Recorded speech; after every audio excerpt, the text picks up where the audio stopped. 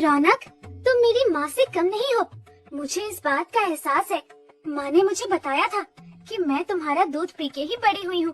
तो क्या हुआ, आज बापू और माँ तुम्हारा एहसान भूल गए हैं, पर मुझे इस बात का पूरा एहसास है। बैलपुर गांव में हिंगा नाम का एक चरवाहा रहता था, जिसके पास 3 बकरियां थी, जिनका नाम सीधी, बुद्धि और रौनक था। सीधी और बुद्धि दोनों जवान बकरियां थीं और रौनक बेचारी बूढ़ी और कमजोर बकरी थी।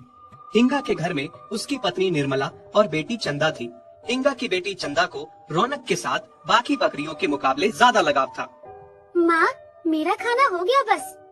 बेटा, तुम्हें कितनी बार समझाया है, खाना हमेशा पूरा खाया करो। तुम हमेशा उस रौनक के बहाने ज्यादा खाना लेती हो। बाद में बोल देती हो पेट भर गया है और आधा खाना उस बूढ़ी बकरी को झक्के देती हो। बेटा, क्या हम उसे चारा नहीं देते? फिर क्यों तुम ऐसा करती हो? अगर खिलाना पिलाना है तो बुद्धि और सीधी को खिलाओ ना, जहाँ से कुछ फायदा भी हो रहा हो। माँ बापू, आपको पता है मुझे रौनक से कितना प्यार है। आप मना भी करोगे तब भी मैं उसे खिलाऊंगी पिलाऊंगी, और सीधी और बुद्धि को खिलाने पिलाने के लिए आप हो ना। दरअसल रौनक अब बहुत बूढ़ी हो गई थी और वो कमजोर भी बहुत थी। इस वजह से उसकी कदर भी कम हो गई थी। जब रौनक जवान थी तब वो खूब दूध देती थी और उसी का दूध पी के चंदा भी बड़ी हुई थी। पर मालिक और मालकिन अब उसका ये एहसान भूल चुके थे। रौनक अब कुछ भी खाती पीती तो उसके शरीर को लगता ही नहीं था। ऊपर से मालिक उसे सूखा ही चारा खिलाते थे। वही सीधी और बुद्धि खूब जवान थी, दूध भी देती थी। उनके दूध की वजह से हिंगा का घर चलता था। फिर एक दिन की बात है। अरे प्रणाम सरपंच साहब, आइए आइए। कैसे? प्रणाम हिंगा, कैसे हो? मैं ठीक हूँ मालिक, आप बताइए कैसे आना हुआ, और आप इतना परेशान क्यों लग रहे हैं? क्या बताऊं हिंगा, बहुत ही दुविधा में हूँ। मेरी पत्नी बहुत ही बीमार है, उसे हृदय रोग है, बहुत बड़ी गंभीर बीमारी है। बहुत पैसा खर्च किया लेकिन कोई फायदा नहीं हुआ। डॉक्टरों का कहना है कि उसे अगर बकरी का दूध हर रोज पिलाया जाए तो वो ठीक हो सकती है, और यहाँ दूर दूर तक बकरी का दूध तुम्हारे अलावा किसी के पास नहीं है। क्या तुम मेरी पत्नी को बचाने में मेरी इतनी सी मदद नहीं करोगे? मुझे अपनी घर की बकरी का दूध नहीं दोगे?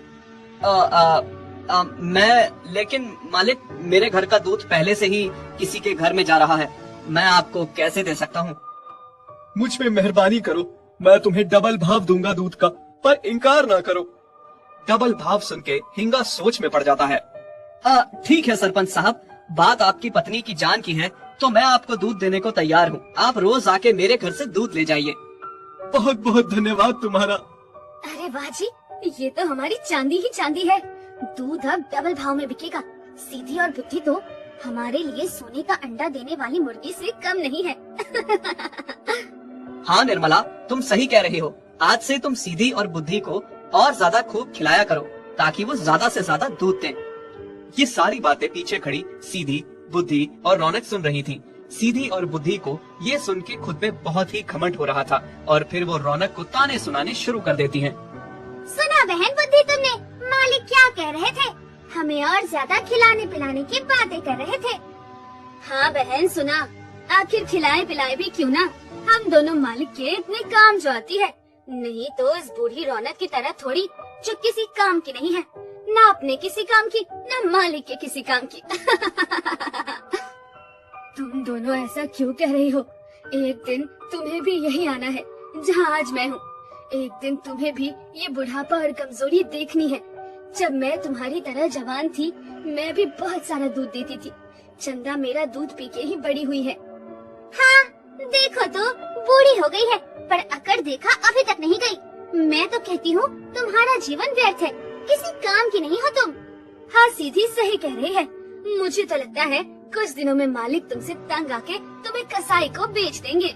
सीधी और बुद्धि की बातें रौनक को बहुत दुखी करती हैं। वो बहुत रोती है। रौनक का रोना देख के चंदा को बहुत बुरा लगता है। उसके माँ बाप रौनक के साथ जो कुछ भी कर रहे थे उसे बुरा लग रहा था। रौनक, तुम मेरी माँ से कम नहीं हो। मुझे इस बात का एहसास है। माँ ने मुझे बताया था कि मैं तुम्हारा दूध पी के ही बड़ी हुई हूँ।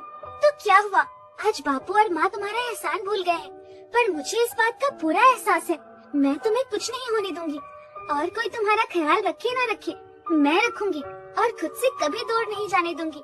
तुम मेरे लिए माँ से कम नहीं हो। बस इस तरह से हिंगा के घर से रोज बकरियों का दूध सरपंच के घर उनकी बीवी के लिए जाने लगा। सीधी और बुद्धि इस बात से अपने ऊपर खूब मान करती और रौनक का मजाक उड़ाती थी। साथ ही हींगा और उसकी पत्नी डबल भाव में दूध बेच के बहुत खुश थे। सुनिए जी, मैं तो कहती हूँ हम लोग इस रौनक को जो सूखा चारा खिला रहे हैं वो भी बर्बाद कर रहे हैं। ना तो ये दूध देती है, ना ही अब इसे खिलाने का फायदा है। इसके शरीर को लगता ही नहीं, बूढ़ी हो गई है और दुबली पतली भी देखो कितनी है। हाँ, कह तो तुम सही रही हो। मैं भी कुछ सोच रहा था बड़े दिन से। जब हमें बकरियों का दूध बेच के इतना फायदा हो रहा है तो एक बकरी दूध देने वाली और खरीद लेते हैं। ऐसा करते हैं, कल ही रौनक को कसाई को बेच के उन पैसों में कुछ और पैसे डाल के एक बकरी और खरीद लेते हैं। कसाई भी इस बूढ़ी बिन मांस वाली बकरी की आधी कीमत देगा। हाँ जी, आप सही कह रहे हैं। पीछे खड़ी रौनक उनकी सारी बातें सुन लेती है। उसे बहुत दुख होता है और फूट फूट के रोने लगती है। सोचती है जब वो दूध देती थी तब उसकी कितनी कदर थी। आज वो बूढ़ी और कमजोर हो गई है तो उनके किसी काम की नहीं रही और उसे कसाई को बेच रहे हैं। माँ बापू, ये क्या कर रहे हैं आप? मैं रौनक को कसाई को नहीं बेचने दूंगी। आप भूल गए उसके एहसान। उसी का दूध पी के बड़ी हुई हूँ मैं। आप ही तो सुनाया करती थी ना मुझे। फिर आज इतने खुदगर्ज कैसे बन गए आप? अगर बेचना ही था तो किसी आम इंसान को बेच देते। आप तो उसे मारने के लिए कसाई को सौंप रहे हैं। कसाई को ना बेचे तो किसको बेचे? कौन लेगा इस बुरी कमजोर बकरी को? कम से कम कसाई थोड़े पैसे तो दे रहा है ना इसके। हाँ बेटी, आज हर कोई अपना फायदा देखता है। इस बकरी से किसी को फायदा नहीं है, इसलिए इसे कसाई को बेच रहे हैं और यही होता रहेगा बेटी। कल को अगर सीधी और बुद्धि भी बूढ़ी हो जाएंगी तो दूध नहीं देंगी तो नई बकरियां लानी पड़ेंगी और उनको बेचना पड़ेगा। ये सुन के सीधी और बुद्धि की आंखें खुल जाती हैं कि आज हम रौनक की बेबसी और बुढ़ापे का मजाक उड़ा रहे हैं, कल मालिक हमारे साथ भी ऐसा ही करने वाले हैं। दोनों एक दूसरे को देखती हैं और बहुत परेशान हो जाती हैं। दूसरी तरफ चंदा जिद पे आ गई थी कि वो रौनक को बेचने नहीं देगी। मैं तो सुबह यहाँ से चली जाऊंगी। मालिक मुझे कसाई को सौंप रहे हैं, पर मेरे जाने के बाद तुम दोनों अपना ख्याल रखना, क्योंकि जो आज मेरे साथ हुआ वो कल तुम्हारे साथ भी हो सकता है। इंसान बस फायदा देने वाली चीज को रखते हैं। माफ करना रौनक, हमने तुम्हारी बेबसी और बुढ़ापे का बहुत मजाक उड़ाया, जबकि हम ये भूल गई थी कि एक दिन हमने भी बुढ़ापे में आना है। तब शायद हमारे साथ भी ऐसा हो सकता है।